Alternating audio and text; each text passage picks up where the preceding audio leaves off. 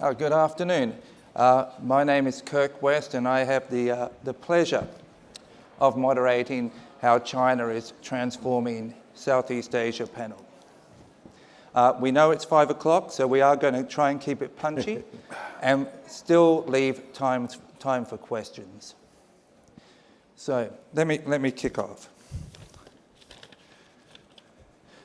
The economic and political relationship between China and Southeast Asia is clearly complex. And while some, particularly in the West, would see the ascent of China to superpower status as a threat, there are many in Southeast Asia who see China as an ally for economic growth.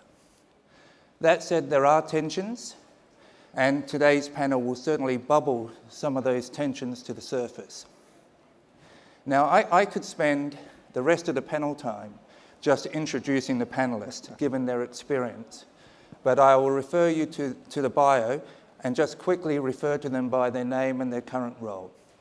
And we have Paul here, who's the chief economist at S&P Global. Robin, who of course is head of sustainability and stewardship at Temasek International. To my left, I think you would have seen Jonathan at lunchtime, who is a senior partner at McKinsey Global Institute. And Tanshri Francis Yeo, of course, who's the executive chairman of the YTL group of companies. Now, I'm sure everyone here would like to hear the views of these panelists on the current US-China trade dispute, and we will get to that. But I thought we'd start with a couple of issues which I think will have a longer duration, and those being the South China Sea dispute and BRI, and which is something which has already been touched on a number of panels today. So let's start with the South China Sea dispute, and I'm going to ask Robin to maybe, if you could set the scene by giving us a geopolitical kind of perspective of how that affects the relationship between China and Southeast Asia. Well, Kirk, do I have an hour? Oh, thank you. I think China's strategic aim of the South China Sea is to legitimize its claim over 80% of the sea, right? And China have repeatedly and publicly stated that the South China Sea is of strategic core interest to the country. And what that means, it is on the same pedestal as Xinjiang, Tibet, and Taiwan, and therefore it is a red line for China. Now, a third of the world's trade passes through the South China Sea, and it has an estimated 11 billion barrels of oil, and that is untapped, as well as 190 trillion cubic feet of natural gas. So it is not as if it is something that is not worth having. So 5 ASEAN countries are variously claimants of the 3 cluster of islands in the South China Sea that we read variously on our paper, that is the Paracel, the Scarborough, and as well as the Spratly. So sovereignty over 200 miles of nautical miles of the exclusive economic zone that is away from your shoreline are at various times the source of quarrel and dispute. And the countries are Vietnam, Thailand, Indonesia, Brunei, and Malaysia. Now, since 2013, China has claimed 3,200 acres of new land on the various islands in South China Sea, and the other 5 claimant countries have claimed a total of about 1,000. But it should be noted that China wasn't the first country that started this race of reclamation. It was Vietnam who started it first, and the US decided that it was not worth restraining. Hence, of course, we have the situation where we are today. Now, it is well reported in the 2012 Scarborough Shoal standoff between Philippines and China, which lasted more than 2 months, which resulted ultimately in the Philippines backing off, which therefore receding control to China. And of course, we all know in 2016, Philippines took the case to Hague, which is the ultimate court of arbitration. The ruling was given, Philippines won the case, and China refused, of course, to accept the ruling. Now, against this particular context, the US, in the meantime, have conducted 6 freedom of navigation expedition or operations into the South China Sea 6 times, and therefore bolstering the friendship and the support of ASEAN partners. Now, since then, with the new president in Philippines, as well as some more pressing geopolitical activities in Washington, such as NAFTA, such as Sino-US trade war, and among other things, the tension in South China Sea have subsided. So on the China side, to dampen the tensions with ASEAN countries as well as the US, China agreed to enter into the negotiation to what is known as the Code of Conduct. So a text is to be developed and hopefully will be binding. And that was a decision that was reached a year ago amongst the foreign ministers meeting of ASEAN here in Singapore. Since then, no date has been set on when the exact discussion and negotiation will be held. So basically, we are in a hibernation mode at the moment. And China's preference is to settle all disputes within what is called the Asian members of family. However, that is not compatible with the Western liberal order, which is constructed by the US following the Second World War. So the temperature of the South China Sea is calm at the moment, but we never know because it is always a function of the US-China relations. So we live in interesting and perhaps dangerous times. Thank you, Robin. Jonathan, I mean, you've been based out of China for over 30 years, and you've been involved in a whole range of kind of regional growth kind of projects. Robin talked a lot about resources. Maybe I can ask you to touch on maybe trade or the kind of the global kind of, in terms of, let's trade and maybe even the China perspective. Well, I mean, I think that the nice thing about working in Asia is that Asia is still kind of very business friendly. And I think that in spite of all of the conflicts and possible opportunities for disputes, nonetheless, Asia continues to grow based on trade and based on flows of investment, of goods and services, of capital, of people, of data, and that is a pretty remarkable thing. I mean, 20 years ago, intra-Asia trade was maybe 15% of global trade. Now it's up to about 25. So a huge expansion of the connectivity of the region through business. And I think that's, so that's to be celebrated. We know that places that are better connected grow faster. And they're more in the flow. They're more in the flow of technology, of trade, of investments, of, again, capital and people. So to Southeast Asia and China. I think we've seen, now China's Southeast Asia's #1 trade partner. I think it hit $500 billion last year. It's the fastest growing trade partner for China. And as we see China moving along the value added of its own exports and sort of moving more firmly into R&D intensive and capital intensive goods, it's creating an opportunity for many of the second tier of Southeast Asian countries to catch up. So Vietnam and Myanmar and Cambodia have all been jumping into the fields where China essentially has moved on because of its rising costs. So I think that, in some ways, there's a lot of Chinese opera going on. So that we look at the stages and there's face masks and changing. So it's entertaining at best, but distracting at worst. And we should focus on the actual work that's being done by many of you to knit this region together and create growth opportunities for all. Okay, no, thank you, Jonathan. Francis, Robin mentioned the Spratly Islands. And of course, Malaysia has a sovereignty claim on those islands. As a practitioner in business, I mean, is this an issue that you've had to navigate at all? I think I'd like to address this issue. It's a bit more dangerous than addressing the symptoms. Maybe I can highlight 4 of many events that you may not put them together, but if you look at Trump's recent withdrawal of 4 ambassadors for supporting China rather than Taiwan is one signal. And Spratly Islands claim is another signal. American opposition to China's Vision 2025 is another signal. And trade war is another signal. You think these are not connected, but they have been connected and connecting for a while. I think people forget global power shift in the world never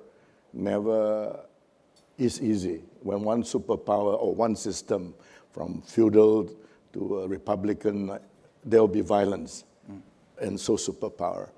And we are in the midst of this struggle, and these are the symptoms of a superpower U.S. shifting and worrying about China's becoming a superpower and the impact on the United States and the world.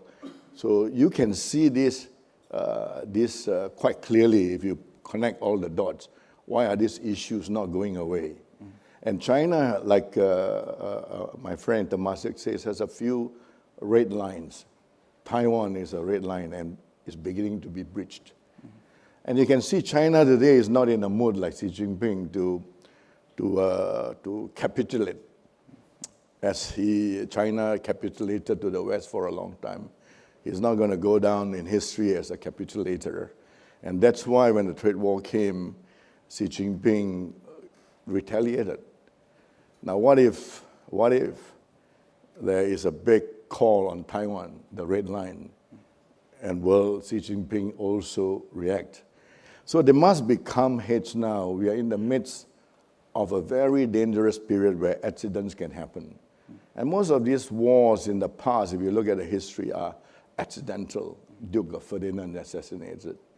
Every war is an accident of sorts, a small accident, and then it triggers a war because the galvanization of all the hatred is now quite ready.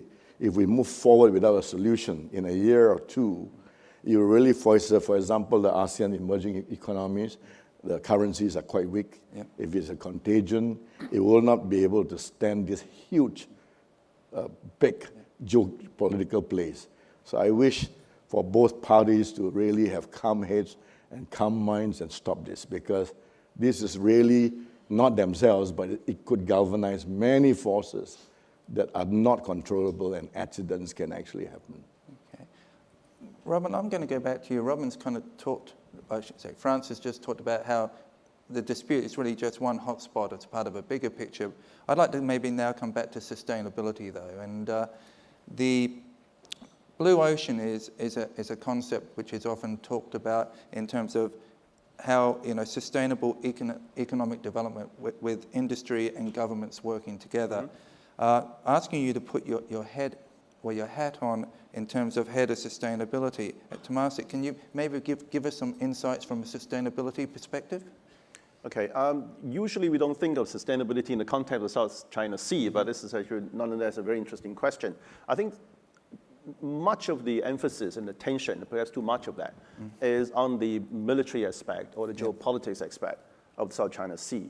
Very little is mentioned or talked about on the impending disaster from a biodiversity or the pollution standpoint of the sea, which is actually equally important and some may regard as a more important problem. I would just maybe highlight a couple of issues here, which I think to me would be the big problems of the day, and one of which will be overfishing. That is actually a very serious problem in our part of the world. And the second thing is, of course, plastic pollution of the ocean as well. So those are the two issues that perhaps everybody here will be fairly familiar with. And I'll just talk a little about, first of all, on overfishing.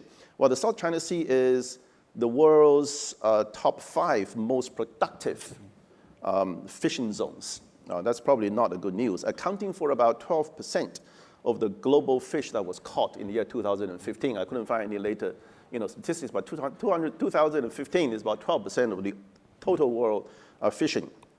And that is reported, right? So more than half of the fishing vessels in the world operate in these waters. So 12% of the fishing, but half the world's fishing vessels operate in this part of the world. That just give you a sense of how many people are dependent on their livelihood in this part of the world. And it supports about 3.7 million people whose livelihood that's related to fishing in Southeast Asia.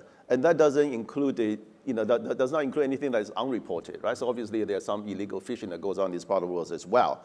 So the estimates suggest that in order to prevent an industry collapse, of the entire fishing ecosystem, that some form of a immediate halt to the destructive method of fishing and practices has to take place. And then what it also means is about 50% of the volume of fishing will have to stop as well. Now, if you put this thing this couple of things together, and you realize the enormity of the challenge, because it is essentially impossible because people's lives are impacted. So what we really need to find is therefore alternative methods of fish and protein production, and that will enable them to have another form of livelihood at the same time. So what is that? And I think a few areas maybe is worth talking about, and maybe one of which will be alternative methods of fish production, which may be sea farming, for example. That's taking place in quite a few countries as well, but not enough of that is taking place. Another thing may be indoor vertical aquaculture. That may be yet another solution. And other protein substitutes, for which Temasek has invested in a few companies as well, that so instead of having a beef burger that's made out of beef, that you can have protein substitutes that actually taste equally delicious. If you haven't tried it, I would recommend that you next time go into a restaurant and try one of those. So alternative proteins and alternative protein to fish, which is a cheaper form of protein, are indeed some of the technological advancement that's taking place. Now, there's, of course, the issue of pollution of the plastic as well. Let me just give you some statistics. About 8 million metric tons of plastic find its way into the ocean, and from primarily 5 countries in our part of the world. Thailand, Vietnam, Philippines, China, and Indonesia. Now, if you're able to find a solution or proper waste management, waste treatment in those countries, then we're probably going to begin to be able to find some solution. But that's a very long topic. I don't want to take up all the time over here. So I'll mention 2 things: ocean pollution of plastics, and as well as alternative to fishing. Thank you, Robert. I'm going to move on, but I think at question time, a number of issues there, be it through fishing, through trade, be it through potential or managing a potential conflict, a lot of way, and of course resources earlier. So lots of way to go. But let's talk about BRI now. And of course, China will talk about that's a better future through regional connectivity. Others would say, well, no, this is, China's move towards trying to have, influence kind of global policy through a network. Paul, a lot of the discussion comes down to infrastructure, and China will talk about how they're providing necessary infrastructure for development in the region. Others would say it's the wrong type of infrastructure. Maybe you can give us your perspective and maybe the economics of it all. Yeah, sure. Well, first of all, it's complicated, right? This is a decade-long project. It's hyper-ambitious. It's being compared with the Marshall Plan that the U.S. did after the Second World War. This might sound funny coming from an economist, but I think the way to best kind of analyze the BRI is to look at a map. And when you look at the map, remember 2 things. One, China, for the foreseeable future, will be the largest net energy importing country in the world. And 2, most of the energy they need is in the Middle East. And 3, most of that energy flows through the ocean, around the Strait of Malacca here in Singapore, back up into the South China Sea, which we just discussed. So when you think about the major projects under BRI so far, and including some of the tension points we've seen, let's kind of go through a couple of those. One, in Pakistan, we've got a deep water port at Gwadar with a pipeline running through Pakistan into Western China, which bypasses the Straits of Malacca. We've got another big infrastructure project in Myanmar, another port, another pipeline that goes through Myanmar from the Andaman Sea, bypassing the Straits of Malacca. China's building the biggest dry port in the world on the border with Kazakhstan, along with a couple of pipelines, one for gas into Turkmenistan and one for oil into Kazakhstan, also bypassing the Straits of Malacca. And there's other pipelines going up into eastern Russia for the same region. So when you look at the BRI projects, you see things that are needed, sort of roads, bridges, electrical grids, things like that. And then you see these projects that look like they're connected with China's energy security. And in a way that's rational. China wants to diversify away from reliance on the Straits of Malacca, where 80% of its oil and 50% of its gas imports pass through. So it's kind of a mix of, I think, China's exporting something it's quite good at, which is infrastructure, and it's combining it with its regional global ambitions and trying to secure energy security. And when those 2 conflict, that's where we're seeing some of the tension. And Xi Jinping gave this speech at the African Congress, I think, last week. To what extent that can be managed and to what extent those can be disentangled, those two types of infrastructure, I think is going to be quite important as we go on. This is going to last for a while. This is not going to be the end of BRI. Yeah. Thank you, Paul. Jonathan, this provision of capital that has to be paid back, as Paul alluded to, in your view, is it providing or developing the right skill base that these countries need for the long term? Well, that's a great question. I mean, because I think that it highlights the point that capital alone, generally speaking, doesn't solve the problem. I mean, that we can find plenty of examples of bridges to nowhere and airports that haven't been used, and so infrastructure isn't magic. I mean, it's not. That has to complement economic activity, and if there isn't any, then there won't be any value in that infrastructure. So I think the Belt and Road Initiative has discovered that, maybe somewhat belatedly, and as a result has moved away from thinking simply about points to more about corridors, and corridors that are that are premised on economic development. And so that I think has become more the focus of those larger infrastructure projects going forward. And I have to say that I just was reading a fascinating report that said that that it was tracking light outputs and lumens across maps of countries where aid projects, and they analyzed 1,500 aid projects over the last 10, 15 years, and tracked the Chinese, who was doing these projects, development projects, and Chinese versus others. And anyway, like a long story short, what they found was, and this is from Aid Data, I believe is the name of the group, it said that a 10% increase in Chinese development finance resulted in a 1% increase in light output. And which translated into a 0.3% increase in GDP. Wow. So, and essentially the hypothesis being that these Chinese projects are going into the places where the previous generation of Western projects had not gone. That the majority of the Western projects were focused on the very larger cities and metropolis and clusters, and by the Chinese projects were going to rail and to distributed power in more remote areas, and with good or bad consequences, but overall creating this more access to economic development for broader stretches of the population. So be that as it may, I just think that it's interesting to show visually how this is playing out. As to the skills, fair enough. I only want to make one other point. Between most people's estimates of Belt and Road Initiatives spending in a year, it's anywhere between 15 billion and 35 billion or something like that. The American Enterprise Institute, I think, has it at 35, and I think the MOFCOM says 15. Emerging Asia ex-China infrastructure spend annually, $500 billion. So the math here speaks for who needs to be having the skills. I think it's clearly the responsibility of the host countries to develop the capacities to raise and spend that money in an effective way, and China can help, and China can be overheard, but it's ultimately it's the responsibility of the host countries. Thank you, Jonathan. Francis, I don't know if you want to comment on that, but certainly one thing I wanted to ask, I mean, there's been a recent change in government in Malaysia, and they've started to review some of the BRI initiatives which were put in place by the previous government. Can you give us a perspective on that and how you see that maybe playing out? I'll speak less on that. I would like to continue this subject. It's very important about the global infrastructure. While there are projects that build bridges to nowhere, Europe has got 10,000 bridges waiting to collapse, like the one in Italy and in America as well. And we have to remind ourselves, trillions of quantitative easing in Europe and America has not produced infrastructure.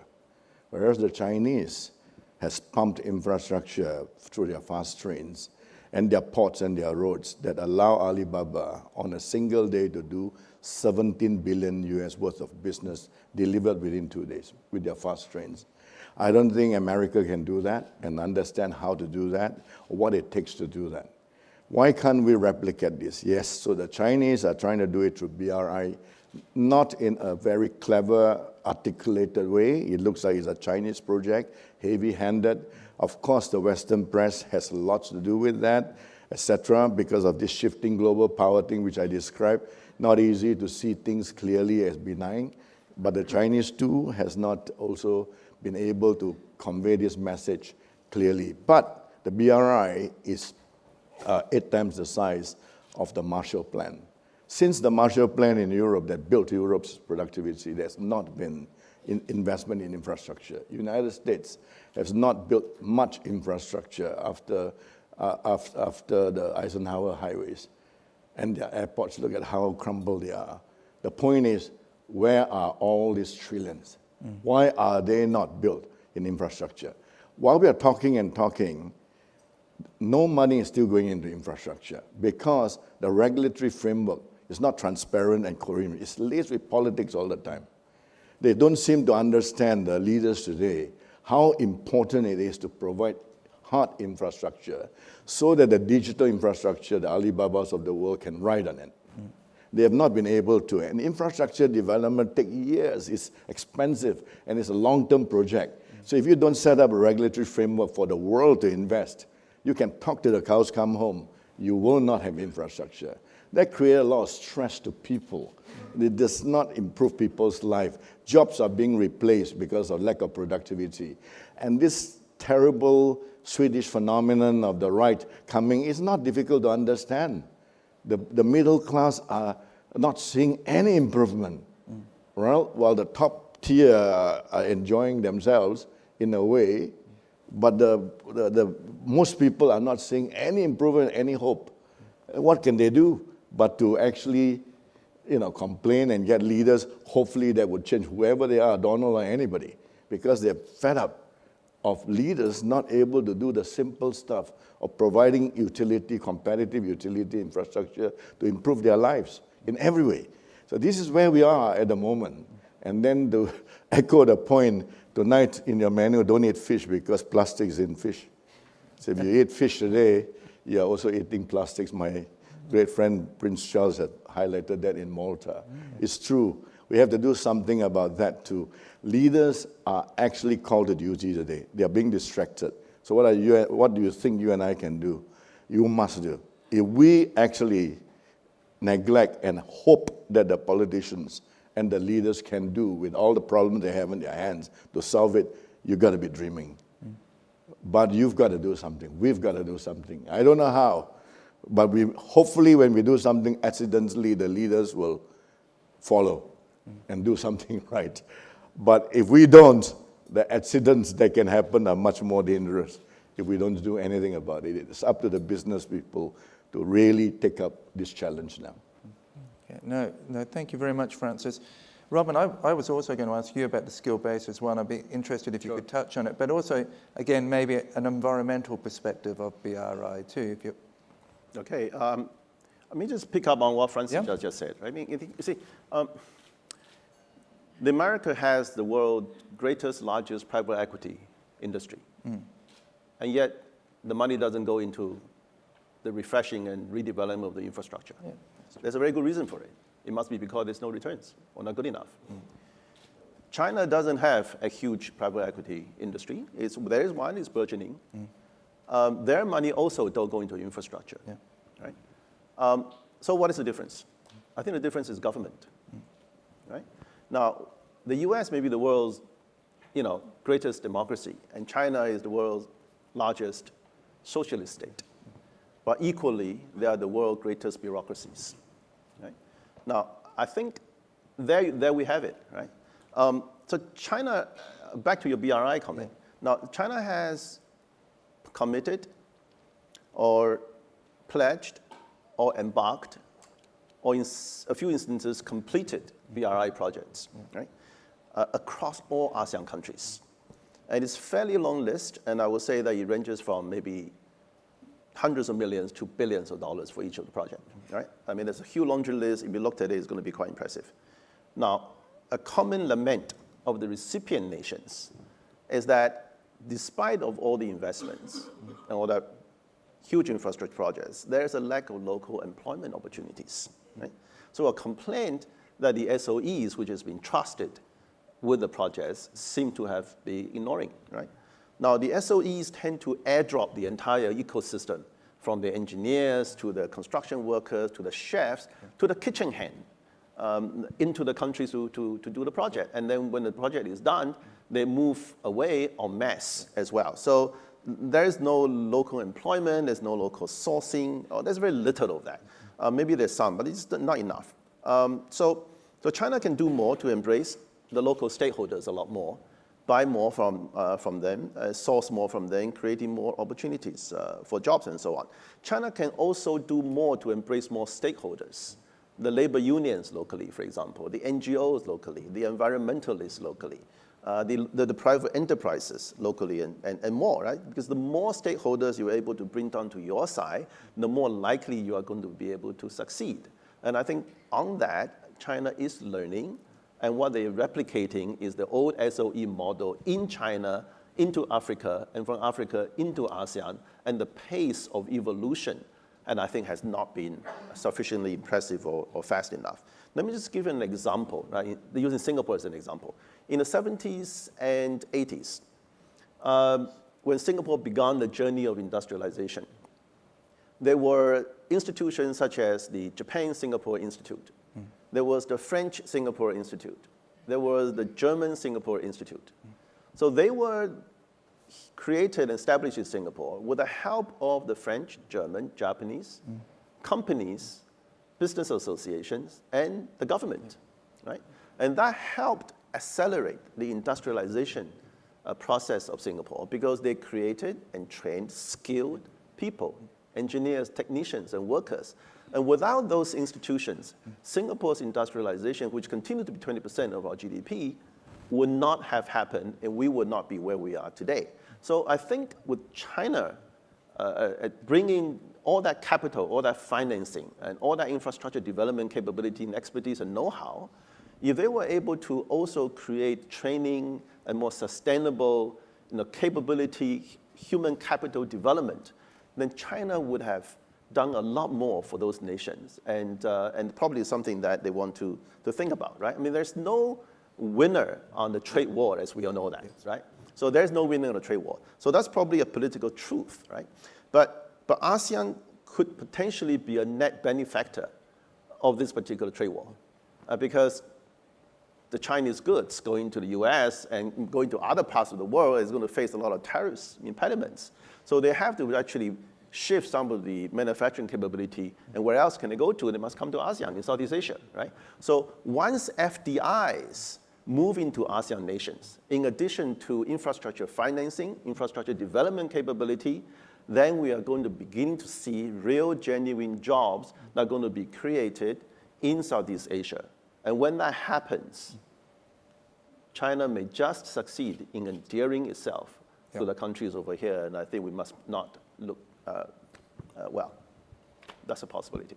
If I could, I just want to add a little bit, one counterpoint to that, because Sure. I think that we often talk about Belt and Road Initiative as being entirely state-focused, and so we recently just did a piece of research looking at Chinese engagement in Africa. So because unfortunately the numbers are really horrible, sort of the actual data that you can get on foreign investment is contradictory at best. Usually completely different. Anyway, the long story short, we went around and we knocked on doors. And what we found is that 80% of the Chinese firms that were investing across the 8 countries that we looked at were private firms. And so 20% were state, 80% were private, and 50% of the investment was state and 50% of the investment was private, reflecting the more capital-intensive nature of the state firms, but the more employment-intensive nature of the private firms. And the private firms, when we asked them, we looked at their employment, and we interviewed over 1,000 firms, they have 80% local employment, because it's extremely expensive to ship a Chinese manager from China to Kenya or Tanzania, or certainly a Chinese worker. It would be far too expensive. Now, Chinese management was actually 50-50. But the Chinese worker, though, is 20-80 versus local. So I think that we may be, missing the bigger point of the Belt and Road Initiative, which is simply an avenue for Chinese private entrepreneurs to go forth and conquer under the flag, perhaps, of China, but ultimately on their own. And as we know, the Chinese entrepreneur is an entirely market-driven creature who has an expectation of a very quick payback and a long-term business opportunity. So I think I just wanted to add that. So there's two sides to this Belt and Road. Yeah. Thank you, Jonathan. There's a few other areas I want to explore. I certainly want to explore in a moment, Francis, your involvement in a BRI project in Jordan. And Jonathan, I might come back to you for some environmental kind of perspectives. But going back to you, Paul, we talked about services and we talked about skills and education. And as I understand it, the relationship between China and Thailand does have a kind of education component to it. And so we're starting to see the kind of exporting of services. How do you see that playing out in the future? I think that circles back to a point Jonathan made earlier, which is what's the economic relationship between China and Southeast Asia, or more precisely, what are the benefits? One is the parts of the production chain, and as China's value added goes up and labor becomes expensive, you see the lower end stuff going to Vietnam, et cetera. But the other thing we've seen more recently is with the rise of China's middle class, China is becoming a big service importing country. The logic gets a little bit funny here, but when Chinese folks go abroad, China's importing tourism services and the recipient country is exporting the tourism services. Same for education. When Chinese students go abroad to study, China's importing education services and the US or the UK or Australia, whoever is exporting. But in the particular case of Thailand, this is clearly not limited to Thailand because Korea and others in the region are seeing this as well. A big wave of Chinese tourists are going in there, and all of a sudden in Thailand's services account, their services exports are exploding. And if you line up all the countries globally and ask which one has had the biggest increase, relative to their own GDP in terms of tourism services exports to China, it's actually Thailand. So another wave. We tend to think about the links between Southeast Asia and China in terms of production, but I think this kind of new wave of China's rising middle class and the footprint of that globally, we're going to see more of that as well. It's been a huge beneficiary to Thailand, but again, Vietnam, Singapore, everyone in the region, I think, is benefiting from that. Before we move on, I do feel like we should talk a little bit about the environmental impact. Jonathan, do you want to give your views on that? Well, I think, as I said, the impact of this has been, first of all, greater connectivity and improving quality of life. They're based on that. So the economic development and urbanization story. Now, with that, there's the externality of the environment, and clearly there have been some pretty significant cases, whether it's hydro dams in Myanmar or coal-fired power plants in Indonesia, where people would say, well, we could have done it better. And I think that the Chinese government has, for its part, acknowledged that in many ways and is starting to address it through, first of all, its own policies through the China Development Bank and how it does an environmental review and applies conditionality to its projects, but also importantly through these new institutions, the Asian Infrastructure Investment Bank and the New Development Bank. That these are genuinely global institutions. If you talk to them, you will find most of the people in there come from EBRD or World Bank, and so they are very clear that this is intended to provide a new set of standards, and that the challenge they have is that there isn't actually any global standard on what defines sustainable infrastructure. There isn't. There are competing definitions at best. And I think that so it would be great for us to tackle that as a private sector community, particularly around infrastructure finance, so we could actually be transparent about what is sustainable and how it's affecting the environment, and that would help us.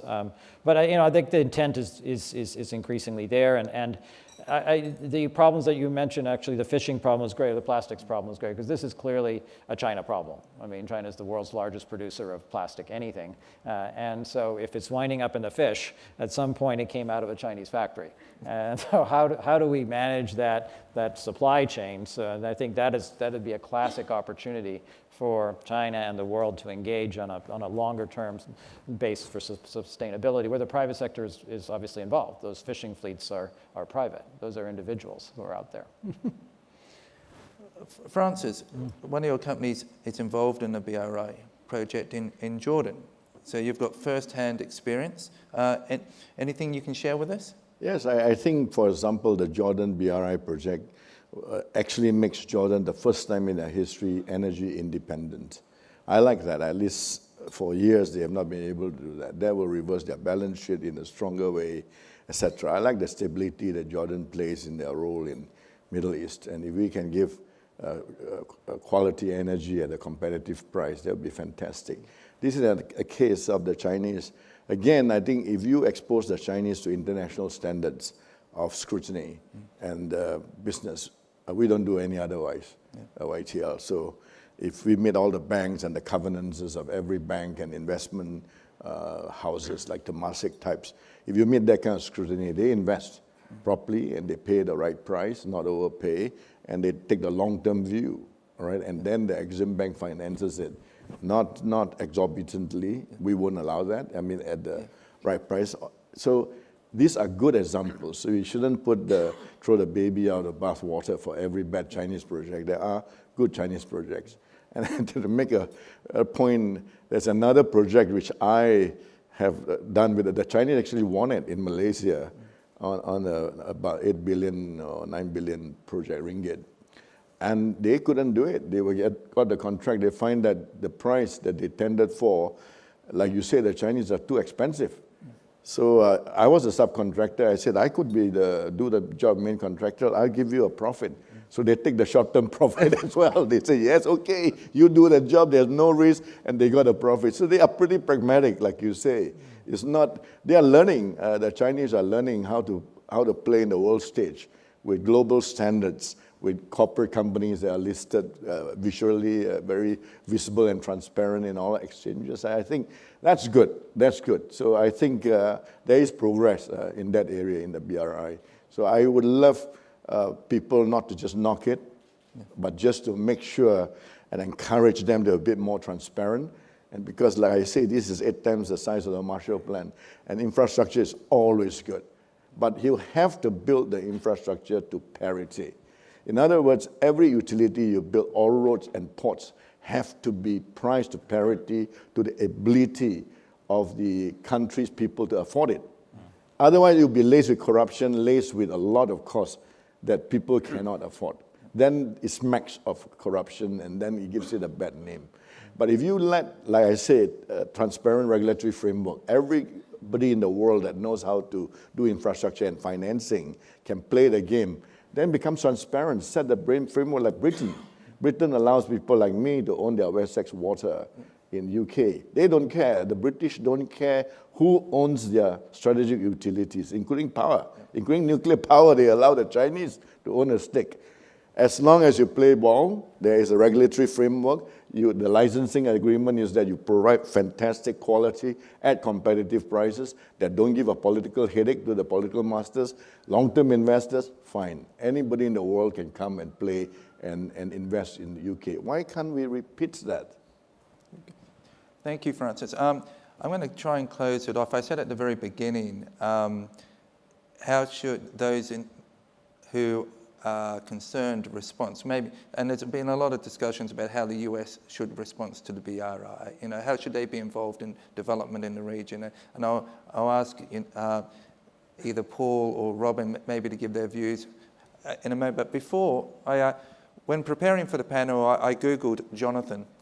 And there's all these great YouTubes on Jonathan about digital, so I can recommend those. So that means you're a certainty for my question on the Silk Road and the digital Silk Road, which is Xi Jinping talked about building this digital community. Or I think his Vice Minister's comment, a community of common destiny in cyberspace. So your thoughts on the build out of the digital Silk Road? Well, that sounds very poetic, that harmonious community. I was just with Liu Cixin and the three-body problem. He has a different view of the harmony in the cyberspace.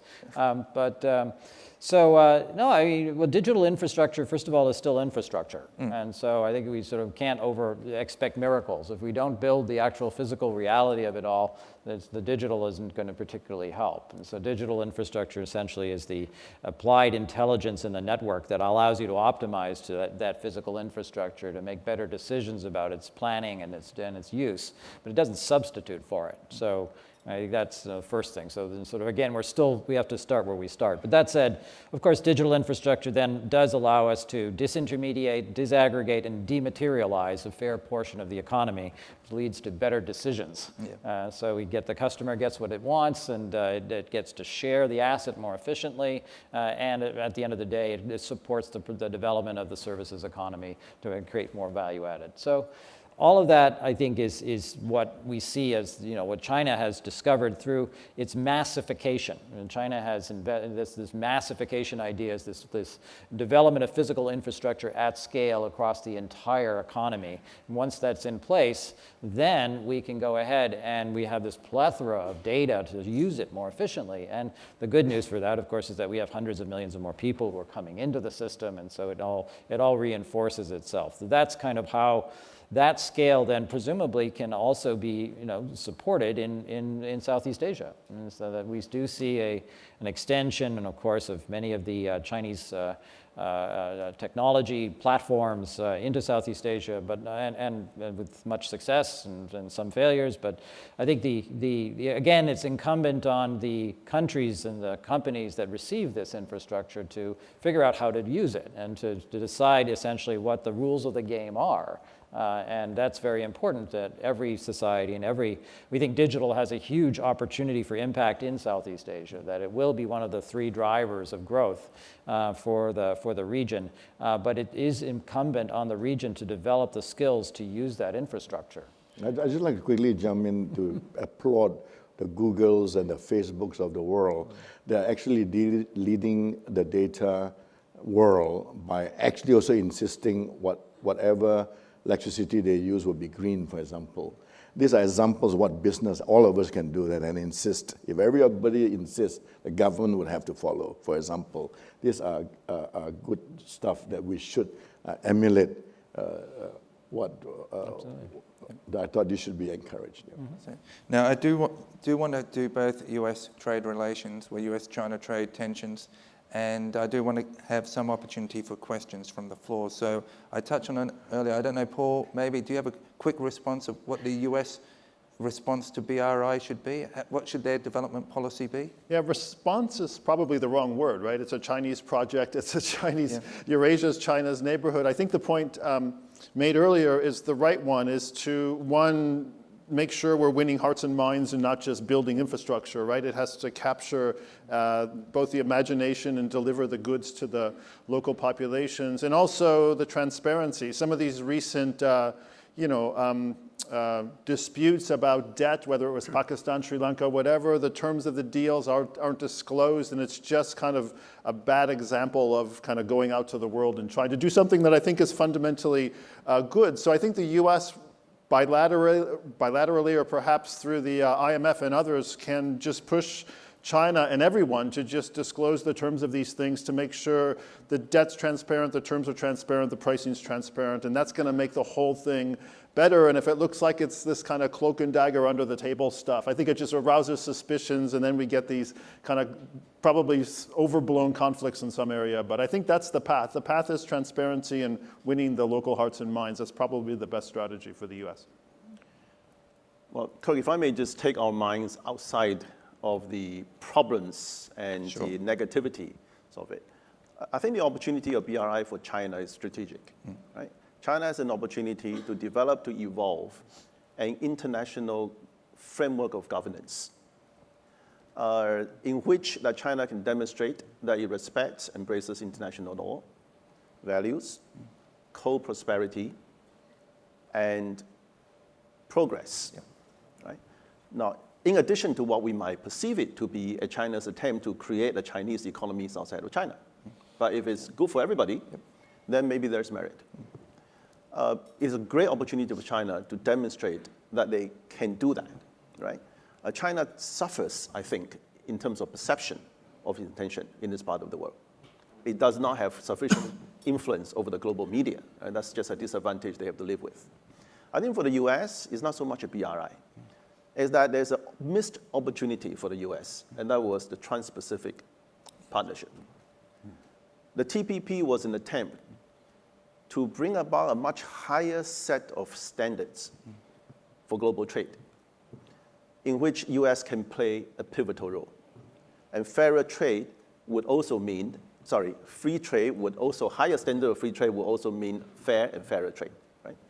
So that is unfortunately not to be. So for the US, if I can make a pitch here, would be the sooner US come back to the table and to be part of the TPP negotiation, the better it is for the US, for the region, for the ASEAN, and for all of us. And bring China to the table as well. Yeah. So that collectively we can all rise up to a higher set of standards. Yeah. Thank you, Robin. Well, there's still a term from Mr. Milken. I'm going to have a lightning round on the US-China tensions, so we can open to the floor for questions, and be it the what you think it may mean for global supply chains, or what does it mean in terms of the relationship between China, Southeast Asia, and the US. Maybe just limit it to maybe a minute or so. Paul, your thoughts? Just on US-China trade? Yeah, well, just the current trade tensions. How do you... Yeah, I would like to see the debate move away from trade. I think the big issue between the US and China is not trade. It is intellectual property, it's level playing field for both firms, and it's bilateral investment opportunities. So the two biggest economies in the world are going to have to learn to live with each other. I think having a squabble over trade, which in my view is a secondary issue, is not the right way to go. I'm hoping we're going back to some sort of strategic economic dialogue like we had 10 years ago and talk about these broader and, in my view, more important issues. Robert? I agree with that entirely. I think what we have is nothing is going to happen in the short term. Ultimately, it will take Xi Jinping and Donald Trump to sit down and settle the deal. They can then go back to their own people and say that I did it. And that's not going to happen before the midterm. That's not going to happen in the ASEAN meeting, because President Trump has already said that he's not coming. There's an opportunity in Argentina. Hopefully something could happen over there, but I cannot be too optimistic. But the idea would be that unless the two guys sit down and talk to one another, shake hands and decide to settle, then the trade confrontation, clash, or war will continue. Jonathan? Well, I don't know if some folks might have been at Frank Luntz's thing this morning, and which is enlightening and depressing in equal measures. And he sort of cast it as being free versus fair trade. Trade has never been free. There's no such thing. I mean, trade is governed by piles of regulations which would fill this room. So it's always about the playing field that we've got. So I think we do need to adjust the playing field as the players get bigger and different. But I personally, if I have a wish for this, is that the Belt and Road Initiative would come to the United States. Does anybody remember the infrastructure plan? Yep. I think it went up for debate in the Congress for 3 days. Yep. There was a school shooting and it sank, and we haven't been back. So at the same time, I know colleagues who will tell me that China has a multi-billion-dollar investment fund ready and available for states and cities in the United States to build bridges and roads. So hey, if I'm a U.S. mayor and I've got a decaying infrastructure, I know where I want to go. Any closing comments on this? Okay, I think if you heard the Guangdong government just announced a couple of days ago, they're allowing the world to invest in China, in Guangdong area. Fantastic tax incentives. You can own 100% of every AI products of the future. They are doing this as a response, of course, to the trade war, because they are afraid that people go to Malaysia or Vietnam, et cetera, But take advantage of that, because whether you know or you don't know, the Pearl River Valley Delta has surpassed Silicon Valley. And in terms of the number of Chinese and other European and Americans working together already, you have no idea what they are coming out with for our future world, from green energy to cars to the amount of products. If you go and visit, really, you will change your mind. And I think maybe, as I was saying, the polar shift people understand what happens if China controls all the AI and the data and the 5Gs, etc., Huawei and all that. That's where we got into these snags of politics and geopolitics. We shouldn't. We should stop that.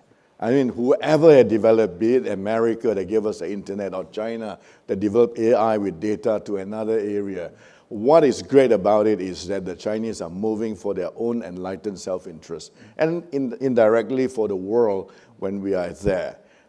Please remember, some years ago, recently, the telecom companies didn't like data because they were producing telephone systems. Why should they encourage data? They don't know how to monetize data. All right? So that would be the terrible world if they had the monopoly and didn't want the world to enjoy internet and data. So for example, that is a bad world. But today we've moved, the genie is out of the bottle, nobody can put it back. But if we take advantage of what China is trying to do, and actually China is saying, come, the world, Europe and Asia, come to China and develop 100% yours. So this intellectual property thing is often used against China. Maybe or maybe not in the past. But in future, people will be stealing from China, all right? People will be worried about the reverse, I would say. So let's not actually be taken up by the headlines, which are very negative. Like I say, please, at least, don't allow the accident to happen, which the consequence, look at Syria, the before and after the war. I mean, look at it today. It can be painful. It can be. One accident can be very painful for a country and a region. No, thank you, Francis, and absolutely right. We've got a couple of minutes left, so maybe 2 questions. Do we have a microphone, a roving mic somewhere? Questions from the audience? Thank you. And here, and then one right at the back, the gentleman with the white shirt. What is your prediction for where China versus ASEAN is going to be 10 years from now? And what does that mean for the US and the rest of the world? A volunteer from the panel?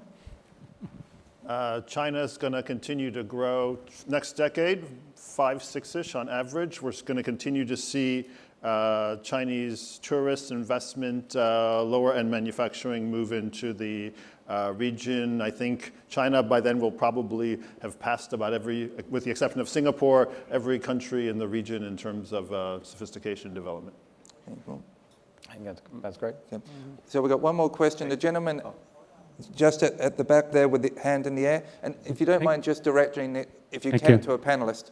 Excellent, thank you. Just a question for the panel. Is the issue, should be framed in terms of U.S. or North America fear of emerging China, or is it more the nature of a concentration of power in a small group of people combined with economic power?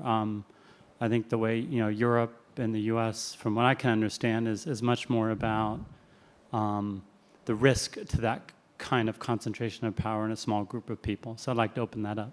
Okay, the world is becoming a dangerous place. If you can see the trend of right-wing governments coming in, because the leaders cannot provide solutions to meet the people's immediate needs now. And they are not going to if they don't build this infrastructure. So for a while, while we can do quantitative easing, the people at the top, Wall Street people, we are not suffering. All of us who are doing well will continue to do well. But the politics, democracy as it is, when people vote with their stomach, you're going to be a dangerous place. And I think leaders got to wake up, that they got to fix the infrastructure. They got to allow digital infrastructure. Geopolitics got to take a back seat at this point of time. Geoeconomic policies got to be quicken up at a pace, at the speed of light, as all communications and AI are. They are actually very Jurassic. People are expecting solutions, including their jobs, robotics, and they are not finding good solution, not articulating well, and finding a quick way as fast as possible. That, to me, worries me. And the speed of their realization, still playing these war games and geopolitics, is pretty. We shouldn't buy this kind of thing. We should ask them, ask all of them, when are you going to put $1 trillion in U.S. infrastructure? When is Europe going to put $1 trillion in their infrastructure? I love to see it. I love to see Southeast Asia put $1 trillion in their infrastructure. I love to see that. Then the world will be a much safer place. If I may respond to the gentleman's question earlier on, I think every ASEAN nations would want to be, don't want to be enemy of China. And everybody wants to be friends with America. I think every ASEAN country would like to see the American warships only on the radar, but certainly not on the binoculars. Any final comments? Well, you can always trust an Australian to bring a session to close when the bar opens. And so that's what I'm going to do now. And I'd like to thank all my panelists and ask you to join me.